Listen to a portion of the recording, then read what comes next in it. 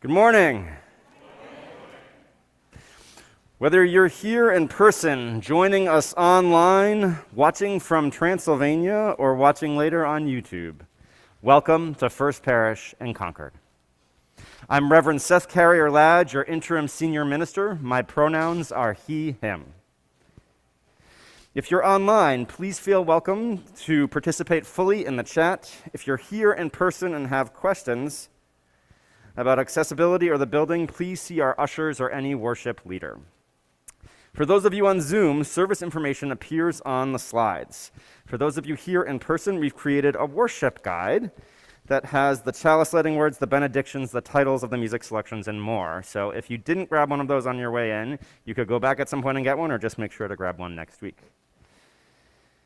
So our current COVID precautions are masking in the building, distancing as you wish, and increasing ventilation.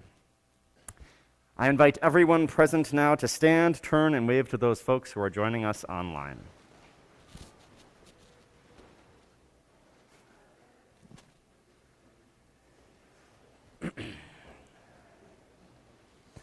However you are joining us this morning, thank you for coming. We are glad to have you here. Before we begin the service, I want to take a moment to offer three pieces of framing, three things that I want you to know, that we who are leading the worship service this morning, that we know these things. We're going to be offering a vision for religious education at our church this morning. And as we offer this vision, I want you to know that some of what we might say might offer a challenge to you or push you out of your comfort zone.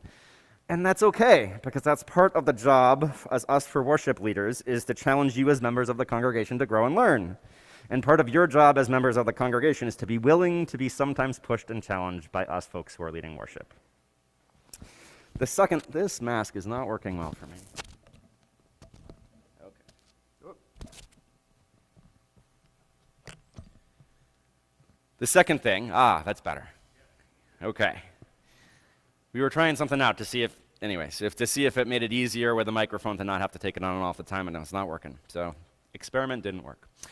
So the first thing is about the challenge. That's one of the framing things that we really wanted you guys to know for this service. The second framing point for this service is about shame and guilt and inspiration. So we very often in our culture confuse shame and guilt. Right? So shame is I feel bad, or I am a bad person. So if you made a mistake, you're saying, oh, I'm such a screw up, right? That's shame. Shame is not good. We try and heal and release and let go of shame. Guilt is I did something wrong, and so I want to try and do something differently. It's not about who you are as a person. You make a mistake, and you're like, oh, I made a mistake. I'm going to learn from that and do something differently next time. And inspiration, which is what we're hoping to offer, I think you probably all know is very different, right? That we're hoping to be inspired to go do something, maybe do some things differently. And so I just really want to make really clear that our goal this morning is not to provoke shame in you or make you feel bad. And it's not even really to make you feel guilty. Our hope and change behavior, our hope is to inspire you this morning. And so just wanted to name that to be really clear that our goal is inspiration. And finally, of course, the context for all of this is the past couple of years that have been really difficult. COVID has been hard, the pandemic has been hard, and we know as we are offering these words of inspiration to come together and maybe do more as a church community, that we know that many of us are still coping with loss, many of us are still coping with grief, many of us are still coping with trauma. So we're not trying to make you feel bad, as I said, we're not trying to make you feel worse. Really, the goal this morning is to inspire and uplift. And so, with those framings in mind, we begin now with our call to worship.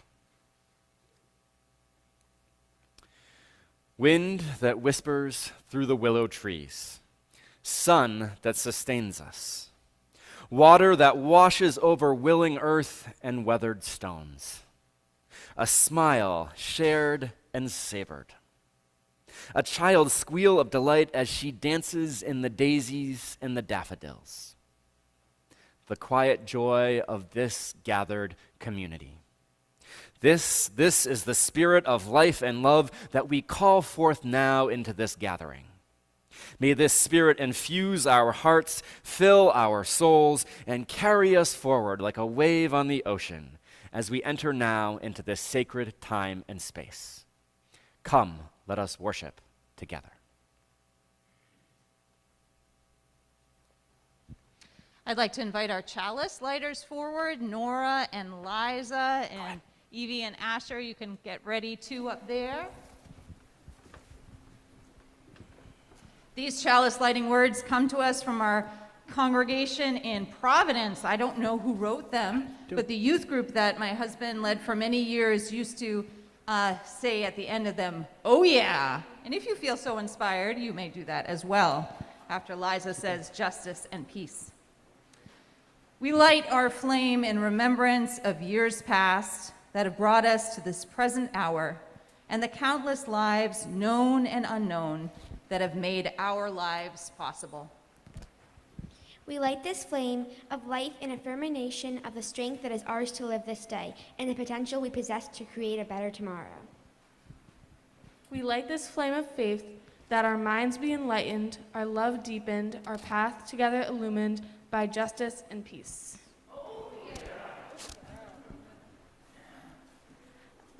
Please join us in the chalice lighting response. Fill our heart.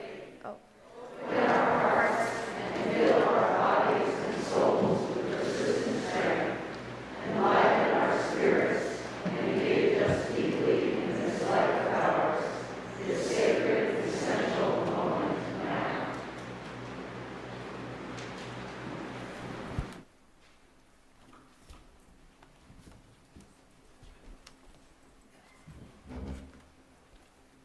Good morning. Please stand as you are able and join us. Gather the Spirit, number 347 in your gray hymnal.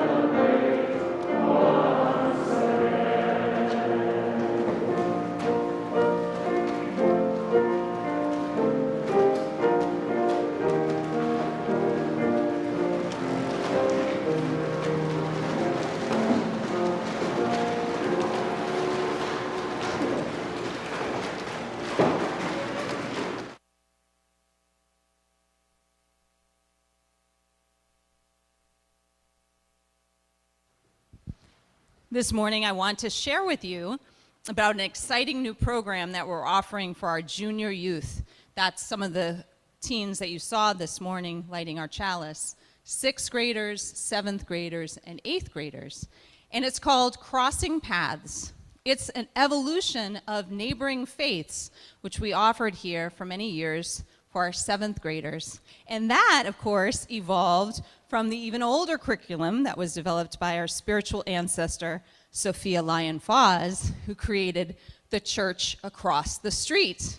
Because, see, as Unitarian Universalists, part of our liberal religious tradition is that we want to be good neighbors. We want to expand our understanding of the whole world and about other people's perspectives, including how they practice their religion. So,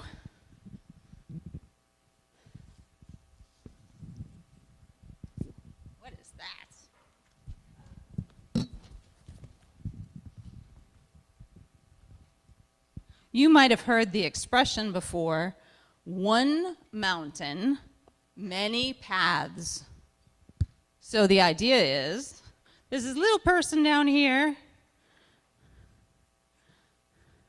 and the idea of one mountain's many paths in some ways is a very liberal idea, progressive concept. It was the idea that my religion is not necessarily better than your religion. I don't have the one true path. I want to appreciate that there are many paths.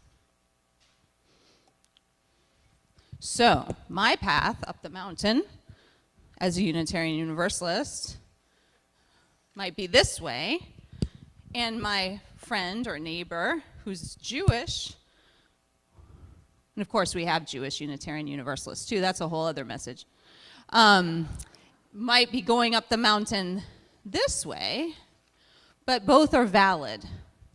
But why a mountain? It had that metaphor within it, has the assumption that we're all down here and we're all trying to get up here. And that's where this metaphor is problematic, because it assumes that we all are trying to reach the same goal. And for some traditions, they would say, well, we're trying to connect with God. And some of our transcendentalists might say, no, we're trying to reach a transcendent place known by many names. Buddhists might say compassion, and that's where this metaphor starts to be problematic, because if we assume that we're all trying to get up the same mountain, just by many different paths, we actually bring to it our own assumptions about what that goal is. So, there is a professor at Boston University, his name is Prothero, and he has written a book called God is Not One, and that is what our Crossing Paths curriculum is based upon.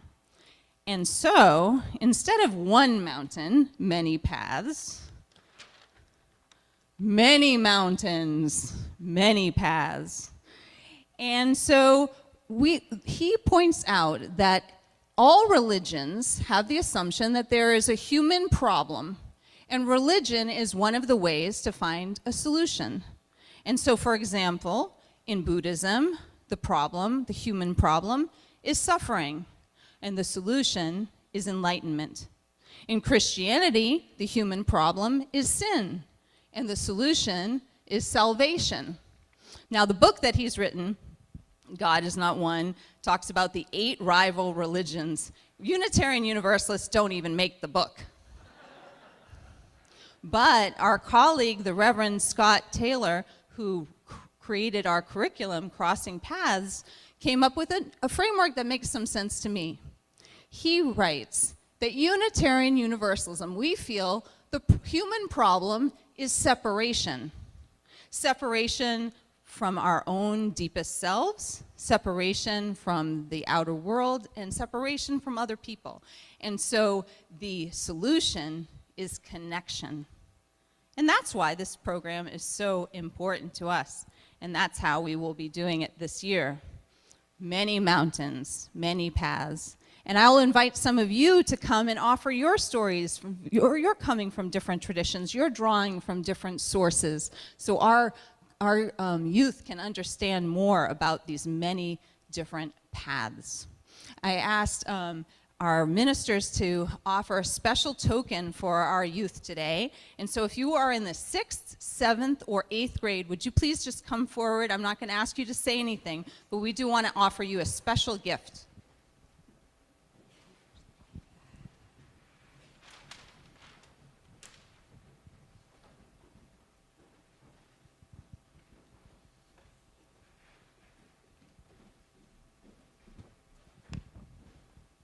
Wow, there's a lot of you. This is great.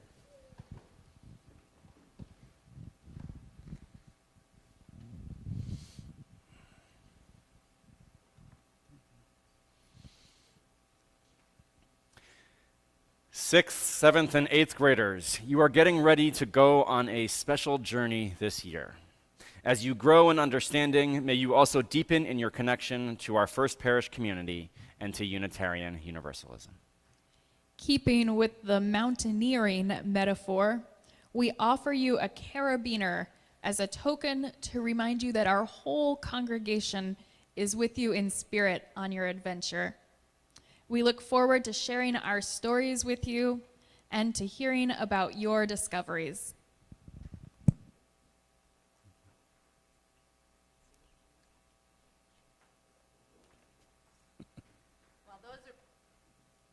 While those are being handed out, I want to invite our 3rd, 4th, and 5th graders also to come down, and we will sing them off to their groups now.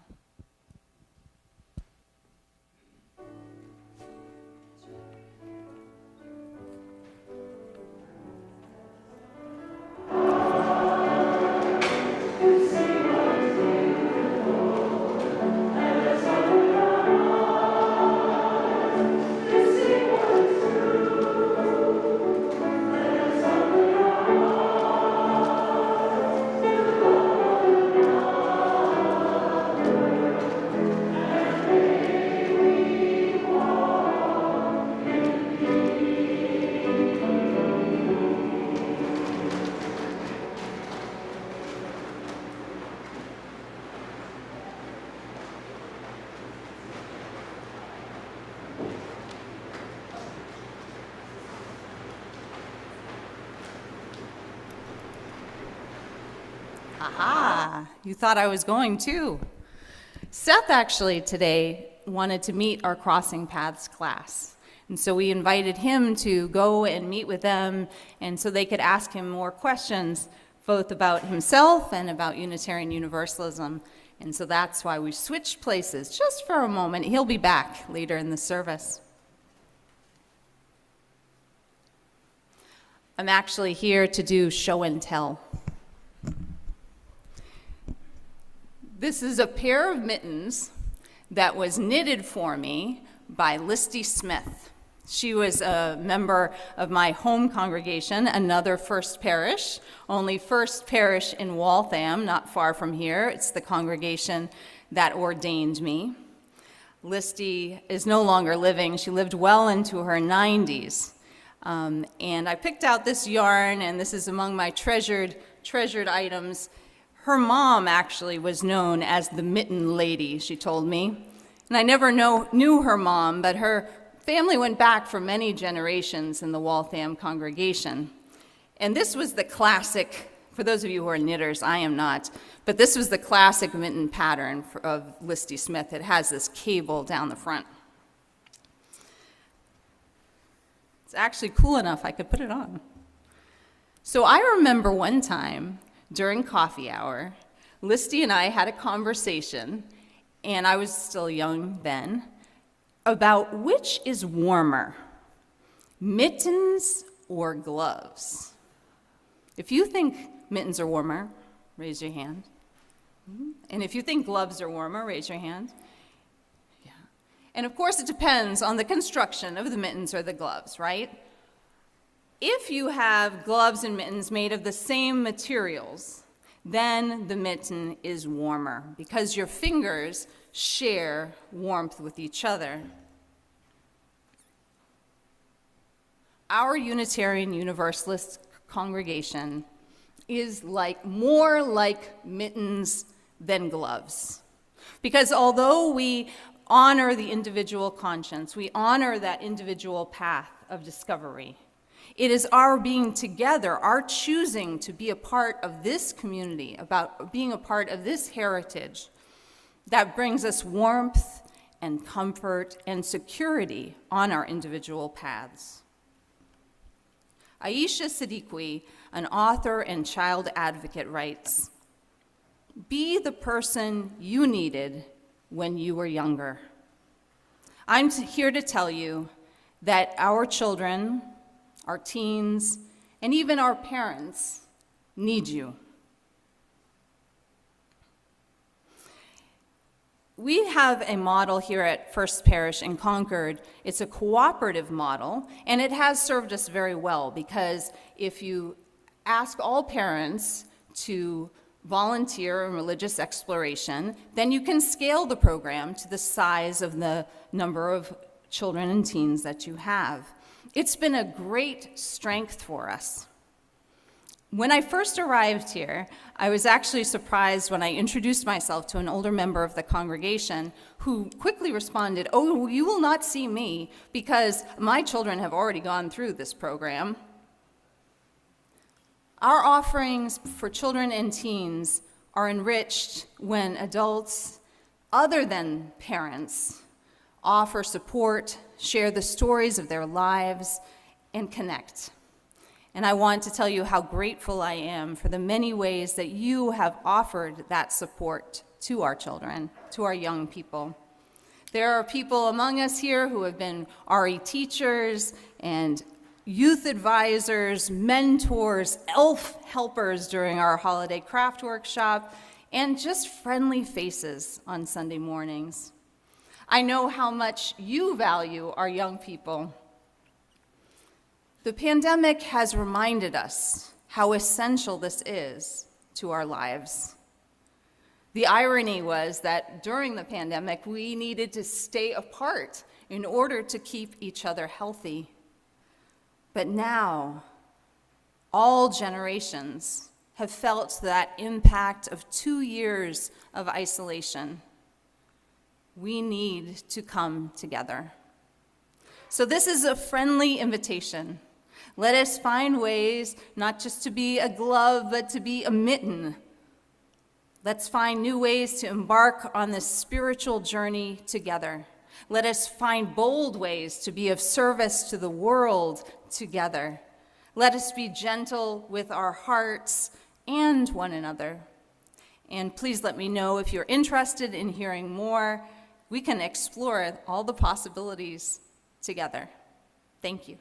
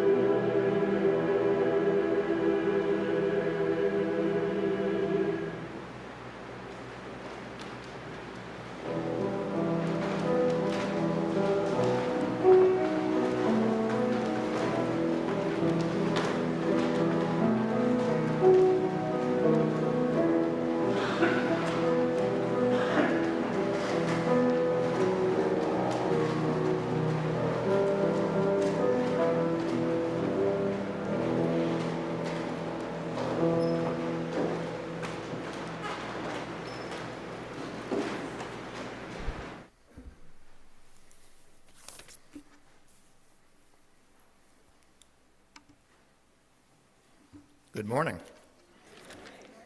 I'm Tim Whitney. I'm co-chair with Lillian Anderson of the Partner Congregation Committee. And the Seke Aldash we all just sang, or we heard, was written as a partner song specifically for our partnership with Seke Kerestur and congregations. And today, we light our partnership candle, symbol of our connection with our Unitarian partner church. Today, we celebrate the Transylvanian Hungarian Unitarian Thanksgiving. That is today, and they are celebrating right now, and they are probably still feasting as we speak. And some of them are watching right now live.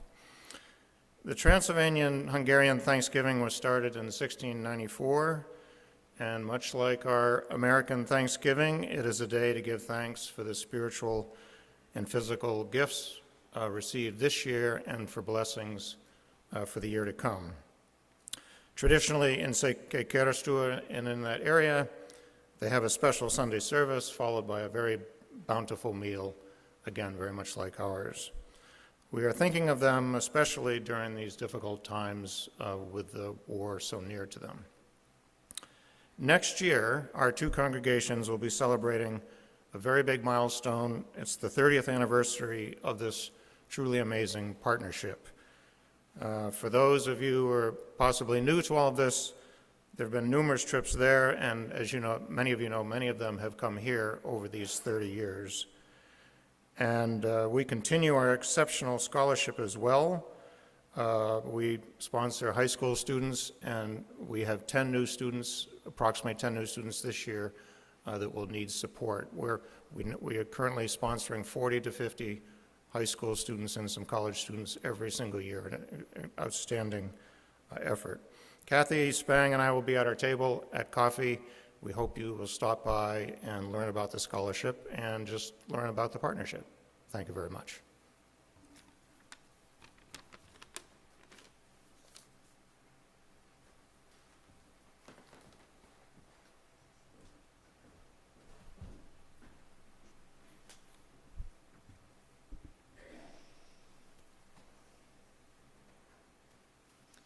What a day to honor our connections through our generations and around our world. And today and every week we honor our connections with one another here in this congregation. I always invite you, if you have a joy, sorrow, or milestone that you would like to be held in community, to share that with me, and I will offer that back to you all. Today, we have a sorrow to share. Rebecca W. and Gib M.'s grandson, Elliot, is being treated for pneumonia at Children's Hospital, Boston. Please keep him in your prayers. Who else is on your mind and your heart? I invite you to call their names aloud or type them into the chat now.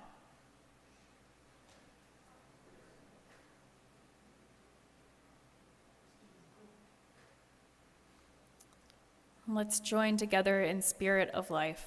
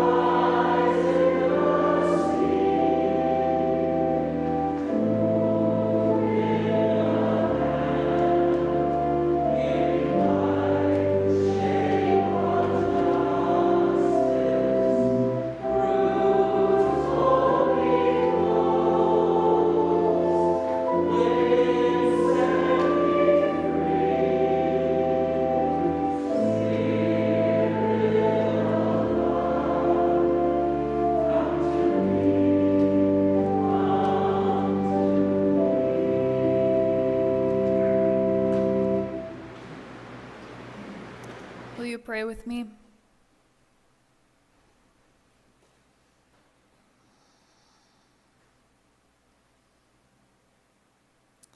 Spirit of life and love and connection, we come from many places, together across time and space. We offer a prayer for all who are in need of healing today. We pray especially for Elliot. May he be treated by gentle hands and be well again soon. And we pray for his family to have comfort. We pray also especially for all who are isolated, those in this room, beyond this room, at home, all who are feeling that need for connection and healing.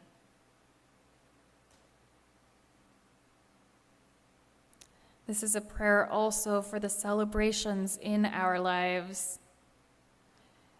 From our friends celebrating Transylvanian Thanksgiving, let us all look within our lives and our world to those things which bring us joy, those things for which we can be grateful. And may all of that inspire us in this time of such new beginnings, new ministries, both here in Concord, Massachusetts, and in Seke-Karastur. The turning of the year as we begin with our Jewish Unitarian Universalists to honor Rosh Hashanah and the days of awe. May we be inspired to connect to what we would like to change in our lives, to where we would like to grow, to how we would like to reach out to one another, to how we would like to reach out to those in our wider world. May all who have come in sorrow today find solace. May all who have come in joy find their joy doubled. And may each of us, by our daily living, make our world a better place. Let's linger for a moment of personal meditation.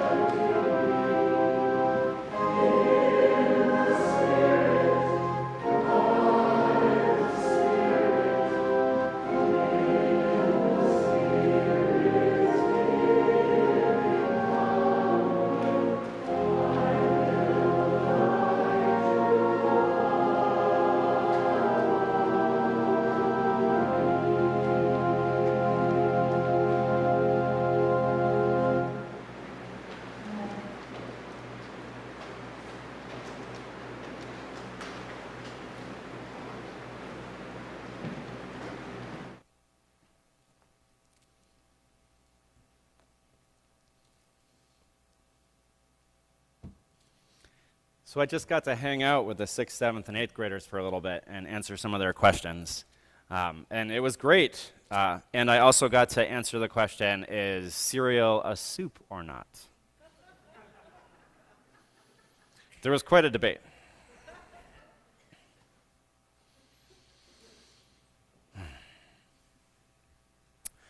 I have a story and I have a dream. I'll tell you the story first. So when I was a youth attending my hometown Unitarian Universalist congregation, the Unitarian Society of Northampton and Florence, we had our RE classes down in the basement. And I grew up from when I was a little tiny baby all the way up through high school attending. And when I was in high school, they didn't, their program at that time, they didn't actually have anything for us high schoolers to do during the service. There wasn't a high school class, and youth group met later. And so what I decided to do, because I really loved the little kids, was I decided to teach preschool while I was, during the Sunday mornings while I was in high school. And that was a really great experience. And it just so happened that while I was teaching preschool during that time, we had a minister come who was wonderful and charismatic, and the church grew and grew, and so many people showed up, and it was just wonderful. But we ran out of space downstairs. And there wasn't enough space for all the RE classes that we needed to have and all the RE kids to participate. And so we were doing things like renting a space next door. I remember going for, I think, my coming of age class where we had to go to a different building. All this stuff was happening. And so they proposed to do a renovation. They were going to renovate the basement where all the RE space was to help better utilize the space so that we could have more RE classes and make sure everyone was welcome. And so, doing a major church project, that was really easy and simple, right? There wasn't any debate about what we needed to do. Oh, right, it was a Unitarian Universalist church. So there was lots of debate, and there was a whole big process, right? And we got to the vote, to the congregational meeting where we were going to vote on whether or not to move forward with this renovation. And I was sitting there in the pew, listening to all these conversations going back and forth, and I was thinking, I was like, I really want to say something. Even though I don't get to vote, I still want to say something. I could. And I got my speech together, and I got up. And this is a version of what I said. I said, I have been coming to this church my entire life. Most of you know that. Most of you know that. Many of you know that. We got more folks. Many of you know that. I've been running around here on Sunday mornings with Meg McDonald, who is the daughter of the DRE, with Meg McDonald since I was little. This is my church. This is my home. And I have been blessed. I've been fortunate. Well, I wasn't a minister then. I probably didn't say blessed, but we will roll with that. I've been really lucky to be able to serve as one of the teachers for the preschool class on Sunday mornings and to get to work with the little kids, which I love doing because it's so great and it touches my heart. And here's the thing, we haven't had enough space. And it breaks my heart when someone shows up on Sunday morning and we have to turn them away because we don't have space and they don't get to be part of this community the way that I have been. So that was my speech. And I think the board president at the time was fairly astute, and he called for a vote immediately thereafter. And it passed. Imagine that. So that's the story. Now, as I mentioned, I wasn't a voting member yet, right? But I was clearly invested in making sure that other kids got to experience the love and care of the religious community that had loved and cared for me. I was invested. And that is my dream for you all, and for every Unitarian Universalist congregation everywhere. My hope and my dream is that each and every member of this congregation and of every UU congregation everywhere is deeply invested in the experience of the children and youth and their congregations. So invested, in fact, that in this dream that I have, that the religious exploration programs at every UU congregation have to turn away volunteers because there's so many folks volunteering their time and not enough things for them to do. Now, this is a dream, of course, because the reality far too often is that religious exploration programs at UU churches across the country do not have enough volunteers. Too often, it falls primarily to the parents in each congregation. Too often, the majority of the members are more than happy to talk the talk of naming how important it is to them that the church really should have a good religious exploration program. And too often, folks are much less willing to walk the walk of volunteering to teach, mentor, and guide. And so I have a dream that we collectively as Unitarian Universalists understand that being a member of the church doesn't just mean showing up on Sunday mornings to have our own needs met, though we certainly do want your needs to be met. I have a dream, though, that we all know deep in our bones that being a member of church also means some Sundays that we head on down or back or forward or outside with our children and youth and walk alongside them on the growth of spiritual learning, on the journey of spiritual growth and learning. I dream that each of us is so invested in all of the members of our community, the youngers, the elders, the middlers, and more, that no preacher needs to remind his or her or their flock that when they walk alongside the children and youth on the journey of religious growth and learning, that they inevitably learn and grow themselves, and that their spiritual journey is richer and deeper for having done so. The preachers in this dream don't need to remind anyone of this because everyone already knows it, from having volunteered recently, from having taught, mentored, and guided. Now let me tell you more about the setting of this dream, for it is really a pretty cool place. In this dream world, where we all know that we live as part of an interdependent web where we need each other, in this dream world, we live with an attitude, an approach to life, an approach to community, where we live in and with abundance. We know that our cup overflows with love and with ideas and with connection, and so we don't mind if we miss some Sunday services so that we can companion the children of our congregation. In this dream world, everyone trusts that there will be enough in the services they attend to fill their cup to overflowing. And they also know that companioning, teaching, mentoring, and guiding our children helps fill their cup in a different way, with a different kind of goodness, with a different kind of meaning-making. In this dream I have, we treat everyone, kids and grown-ups alike, as if they matter. And so in this dream, it never happens that a grown-up walks up to members of a family standing together and talks only to the grown-ups, and doesn't ask the kids their name or doesn't talk to the kids and generally acts as if the kid's not there. No, in this dream, when a grown-up encounters a child or youth that belongs to this congregation, even if they are with their parents, we help them know that they belong by making sure to introduce ourselves, to ask their name, to ask them how they're doing, to know something about them if we see them and they're in our lives regularly. In this dream, all the children and all the youth and all our Unitarian Universalist congregations everywhere, they know that they are loved.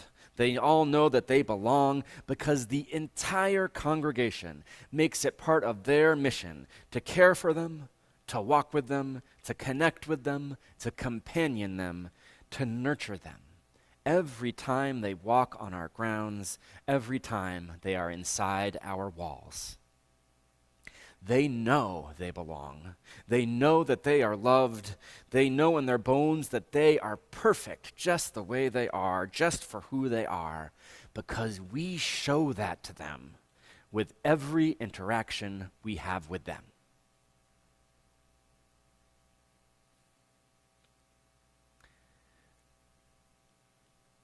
As Reverend Amy shared earlier, author and advocate Aisha Siddiqui said, "Be the person you needed when you were younger. Be the person you needed when you were younger." That is my dream for us, my dear friends, that we be the person and the people that we needed when we were younger. To be caring, loving, nurturing adults to the children and youth in this congregation who all so desperately need belonging. Because all of us so desperately need to belong. We need that human connection and care.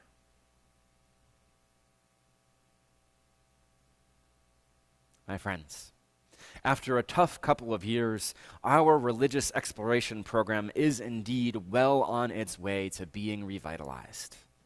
Reverend Amy and Dawn and many of the volunteers who are with them now, and maybe even some of you, have come together to help our children know that they belong here, that they are welcome, that we are here for them, both this morning, this fall, and this year.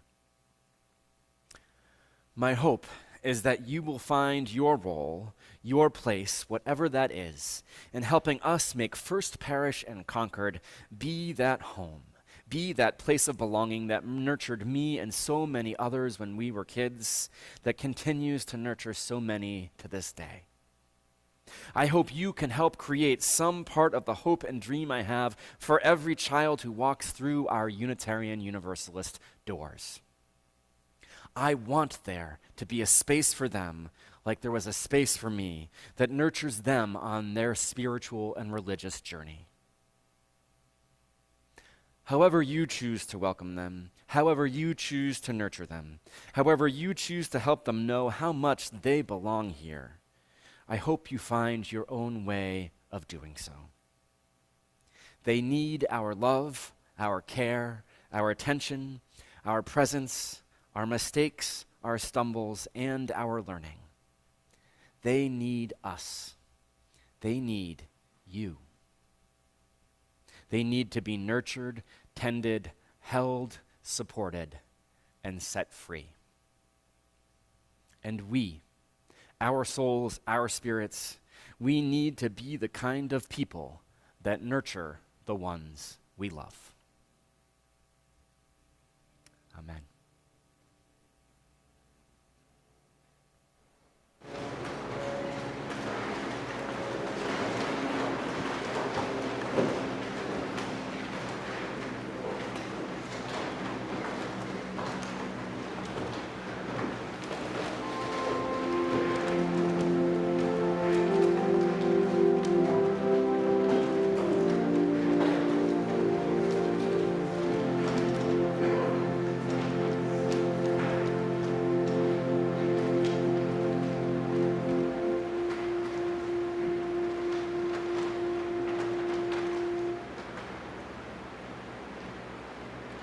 Do not leave your cares at the door. Do not leave them there when you come into this place. Be open to forgiveness and transformation. Come on in, you are welcome here. And do not leave your cares at the door. Bring your pain and sorrow and joy. There's a place for them upon the altar of life. Be open to forgiveness and transformation. Come on in, you are welcome here. And do not leave your cares at the door. This is a place of grace, a place of losing and finding our way upon the winding road. Meeting and parting, stumbling and starting over. Every story is sacred here, even yours,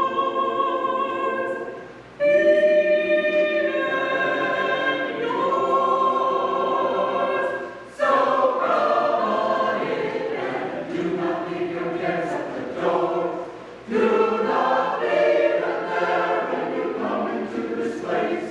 Be open to forgiveness and transformation.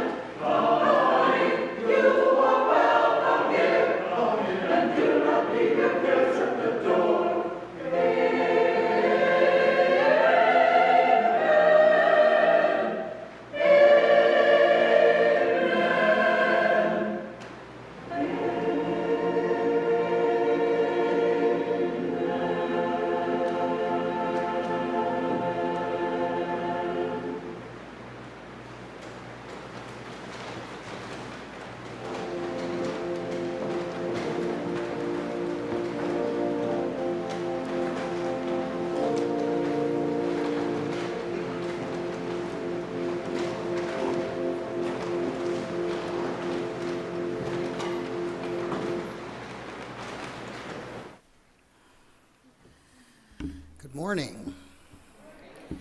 I'm Paul Langston Daly, one of the ministers here. I work with our social action committees. And it is my privilege to offer our social action candle, or introduce our social action candle this morning.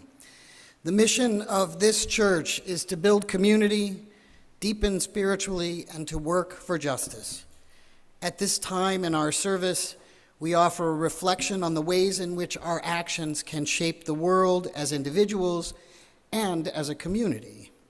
We are called to act in ways that support and hold beloved community for the good of the whole, both within and beyond these walls.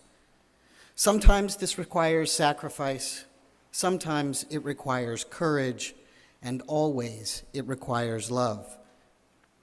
Honoring our connections to the wider world, I'd like to invite Lori Van Loon to come forward to share our candle this morning.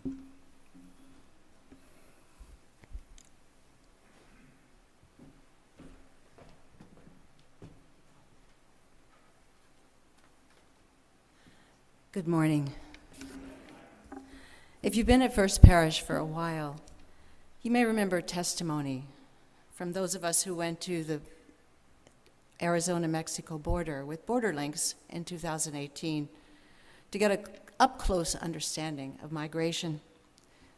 Since then, the Remain in Mexico program has sent back tens of thousands to wait on the Mexico side, trapped in dangerous, squalid settlements, exhausted, hungry, and preyed upon. Huge numbers have fled their countries in justifiable terror, yet they're prevented from entering and pursuing asylum claims, a violation of international law. They desperately want to cross to the other side, al otro lado, to save their own or their children's lives. I've met with asylees here to evaluate the traumatic impact of persecution and report diagnoses to immigration court. Those clients are the lucky ones. They reached the U.S. They applied for asylum after leaving detention. They have legal representation and hearing dates, though no guarantee of winning. Over 750,000 others have been waiting here for years to have that opportunity. But imagine if you are stuck just across the border and have no idea where to turn. Imagine trying to understand confusing U.S. policies and your rights when you're from a very different society. You don't speak English, and you don't have a lawyer. Without one, it's impossible. The cross-border nonprofit Al Otro Lado has multiple missions. One is to provide legal representation with volunteer lawyers. Another is to explain U.S. immigration procedures to those trapped in Mexico. They inform migrants about resources. They support detainees and deportees. Al Otro Lado assists with family reunification, as you heard from Nancy Kerr last week. And they bring class action suits related to immigration justice with the help from U.S. lawyers and law schools. I encourage you to find out more about Al Otro Lado and to give generously today in our Share the Plate program. Thank you.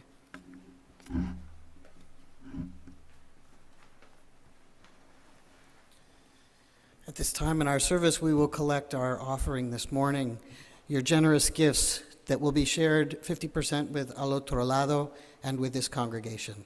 For all that we do to care for those within and beyond these walls, we thank you for your generous gifts this morning.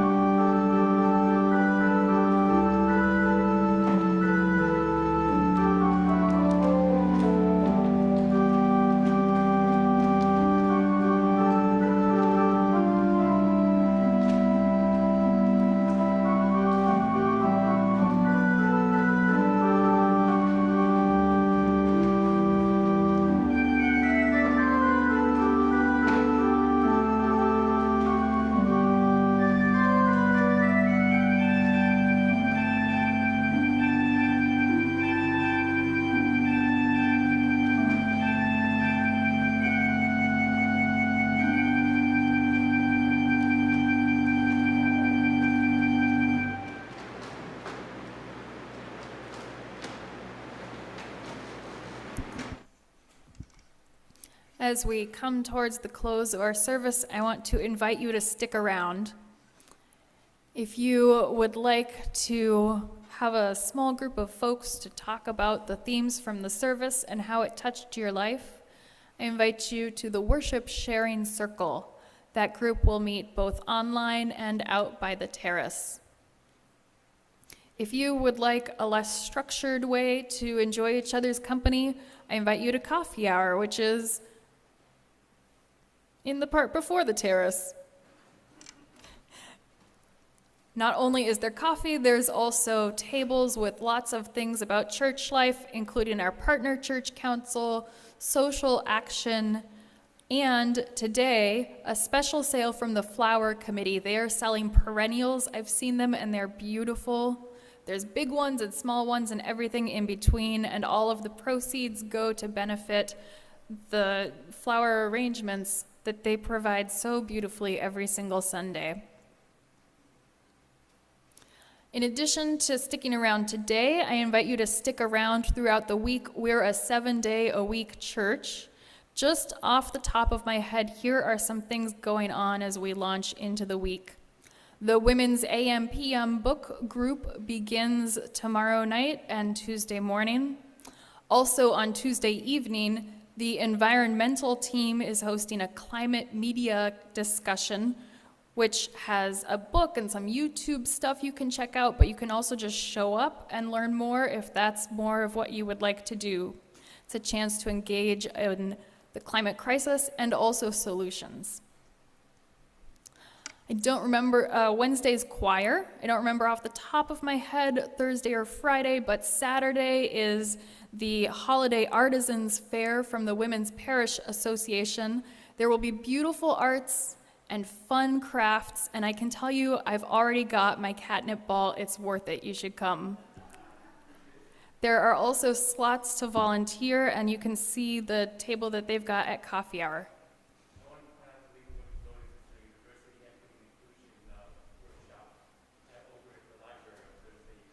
Great, so Thursday you can go to the Diversity, Equity, and Inclusion workshop over at the library hosted by one of our groups. Good, anyone got a Friday thing? We're doing shout outs here. All right, I trust there is something. You know where you can find out? FP Weekly.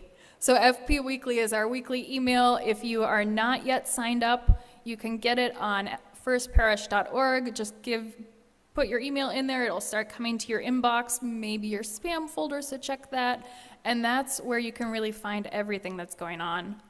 All week long, also, here's a Friday thing, you can sign up for small group ministry. So small group ministries are happening a couple times a month throughout the year. It's a chance to get together with 6 to 8 other fellow parishioners and explore your spirituality, sustain your spirit, and connect with each other. You can register, it's in FP Weekly. You can also see Rosalind Romberg, who is heading up our registration efforts. There's a lot more. It's not on my paper. Let's sing together now as we close out our service. Rise in Body, Rise in Spirit for hymn number 1008. It's in your teal hymnal or on the screen. When Our Heart is in a Holy Place, 1008.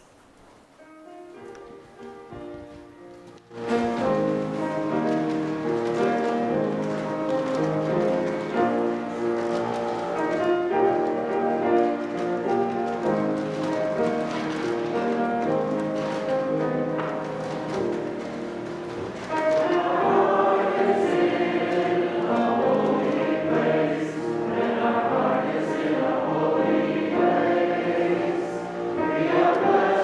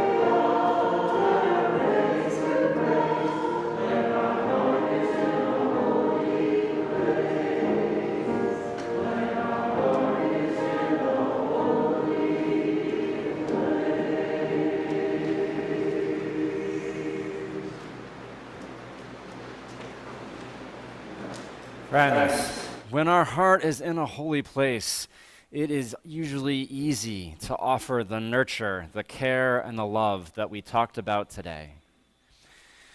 And truly, while we focused on our children and youth today, it is all of us who need that nurture, that love, and that care. And so as we go forth, may our hearts be in a holy place, and may we offer each other the nurture, love, and care that we all so desperately need. Let us turn now and say to our friends online our blessing. Go out into the world in peace. Have courage. Hold on to what is good. Return to no person evil for evil. Strengthen the faint-hearted. Support the weak. Help the suffering. Honor all beings. Friends, go and be blessed and be a blessing. Amen.